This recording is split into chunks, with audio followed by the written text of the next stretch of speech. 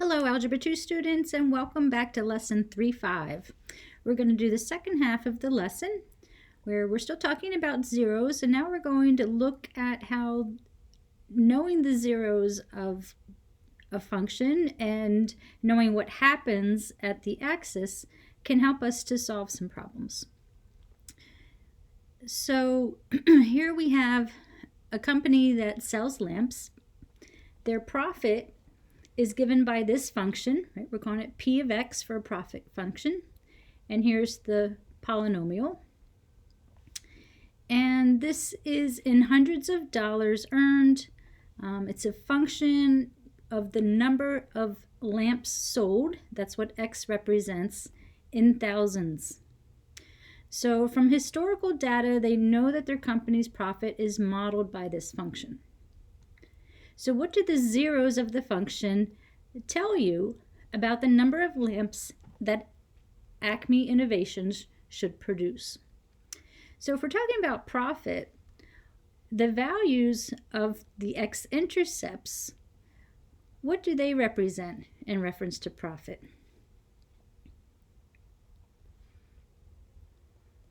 We've got 3 x-intercepts here.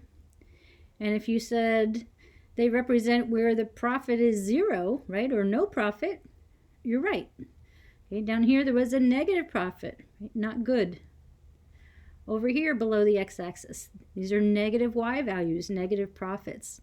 So what we're looking for is where are the profits positive, right? Where are they greater than 0? Well, over here on the left, they're greater than 0, but think about what x represents. Remember, x is the number of lamps sold. And on the left-hand side of the y-axis, these are negative x values. We can't sell a negative number of lamps. So truly this function really only makes sense from the y-axis to the right. So over this interval here,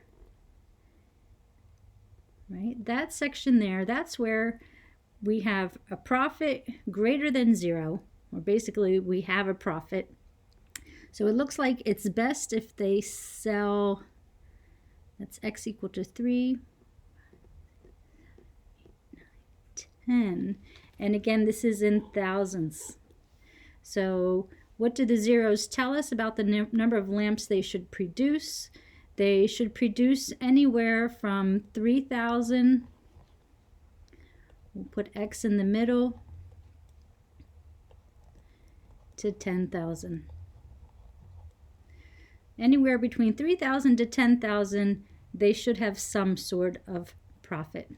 And if we wanted to find that maximum, right, there's our turning point, we could do that and we could figure out the exact number produced to give us that maximum profit. But we're not doing that today. We're just focusing on where the graph is above the y-axis because that's where we have profit.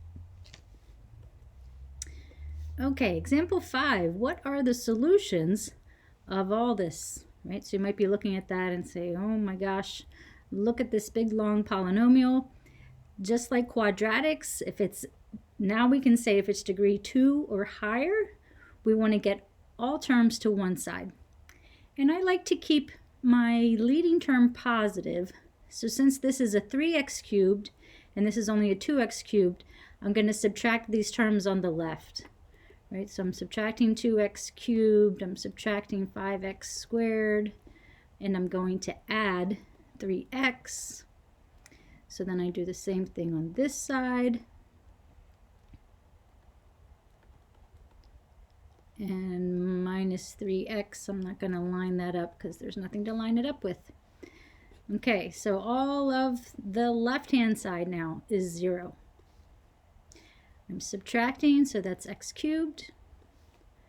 And then I have minus 3x squared minus 3x plus 1.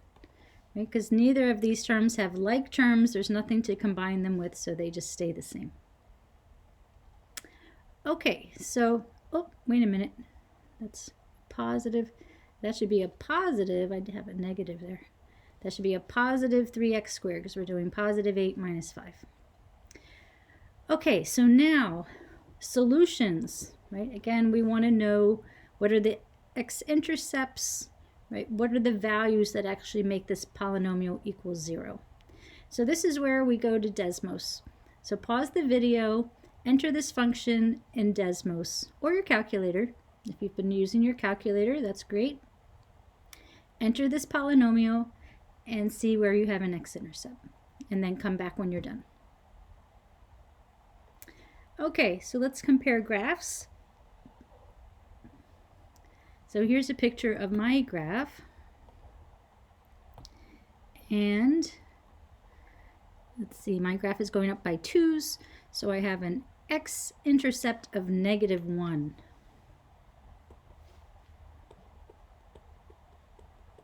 So remember from the first half of this section, when we know that that's one of the solutions, one of the zeros, one of the x-intercepts, we can divide this polynomial by that. I don't need placeholders. And again, because I know that this is an x-intercept, I should get that remainder of 0. So let's see what happens here. As long as I didn't make any sign errors. -2. Oh, wait a minute.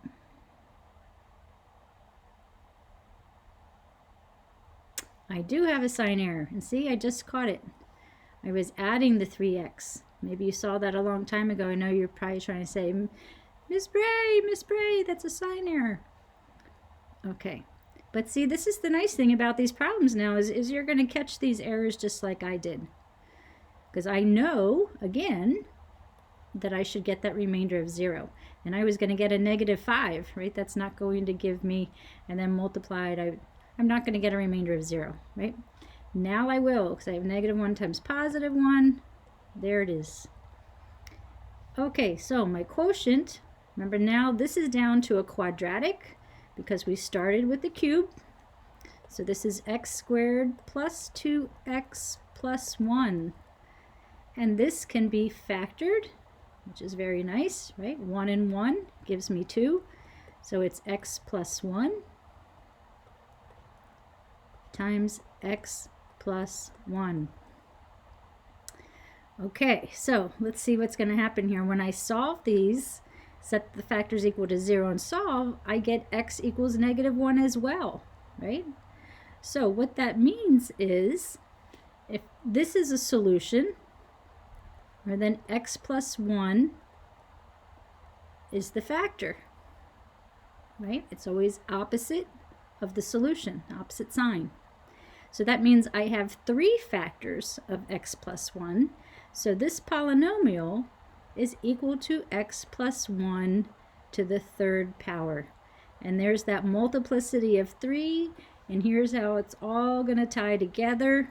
You can see that that has that cubic shape at the axis, right, which verifies that -1 is a solution of multiplicity 3. So there we go. So our only solution is x equal to -1. We don't write it out 3 times. If -1 is a solution 3 times, it's a solution 1 time. We just write it as x equal to -1. But you could say that it does have multiplicity 3. Okay, on to example 6. So here, solve a polynomial inequality. So again, we did this with quadratics, right? We found the solutions where the quadratic would be less than 0 or greater than 0. Now we're going to do it with higher degree polynomials. That less than 0 part, what does that mean? It means, where is it negative?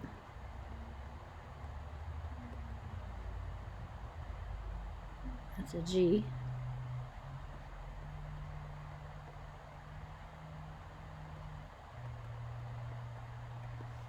I have to move my graph here. Whoop.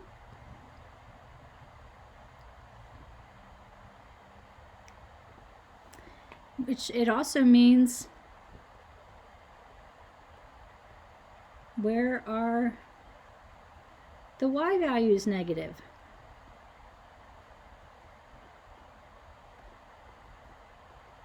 right? That's what I'm interested in, which basically means where is the graph below the x-axis. So where is graph below the x-axis? And now we can figure that out, right? Because we know how to graph this polynomial. We're going to start by finding the x-intercepts. So we're going to take x cubed, I'll write out the whole thing, minus 16x. I'm going to factor out x, right? Both terms have an x in it. So I'm dividing. Remember, x cubed divided by x is x squared.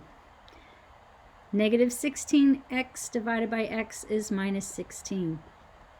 And then look, I'll set this equal to 0. Look how nicely this works out. Right? Here's a difference of squares.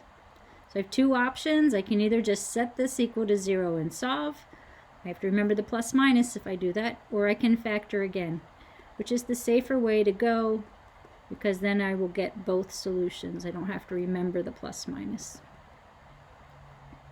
So from this factorization, I get x equal to 0 and x equal to positive or negative 4, plus or minus 4. So there's my 3 x-intercepts. So I'm going to plot them. And I'm just doing a sketch. At this point, you could go to Desmos if you want, or your calculator, and enter it and take a look at the graph. But we have enough knowledge on our own to figure this out. Because we know the leading term is x cubed, we know it's, the leading coefficient is positive, we know it's going to have the shape where it goes down to the left, up to the right. When I look at the factors, they all have multiplicity 1. So what does that tell me? If you said it's going straight through the axis, that's right. It goes straight through, right? No turning points. Straight through. So I know that the graph is going to go up. How far? I don't really care for this problem. And I don't really care how far down it goes. But I know that this is its basic shape. And that's what's important to answer this question. Because again, now I've got the shape of the graph. Now I can see where is it negative, meaning where is it below the x-axis. And that occurs here and here. And then do you remember how we would write out the solutions in the intervals? Right? So where is it less than 0? It is less than 0. We'll write it out.